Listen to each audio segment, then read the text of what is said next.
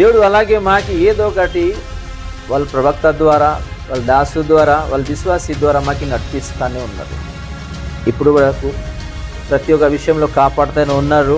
నమ్మన్కి ఎలా ప్రవక్త ద్వారా కాపాడుతున్నారు, మాకు కూడా కాపాడుతూనే ఉన్నారు. ఈరోజు దేవుడు చెప్పిన వాక్యానుసారంగా జీవిస్తున్నామా, లేకపోతే మన జ్ఞానంతో జీవిస్తున్నామా, అది కూడా ఒకసారి ఆలోచిస్తాం.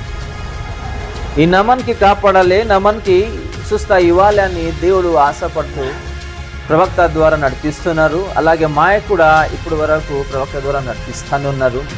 దేవుడు ఈరోజు వరకు మాకు ప్రతి విషయంలో కాపాడుతూనే ఉన్నారు.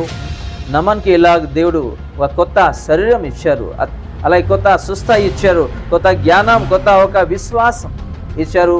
ఎగ్జాక్ట్ అలాగే మాయ కూడా దేవుడు ఇచ్చి ఈ రోజు వరకు కాపాడుతూనే ఉన్నారు. ఇది మర్చిపోకుండా ఉండాలి. దేవుడు చేసిన ఆశీర్వాదము ఈరోజు మర్చిపోతున్నాము. ఒక మనుషు చేసిన సహాయము మేము ప్రతిరోజు జ్ఞాపకం చేస్తాము.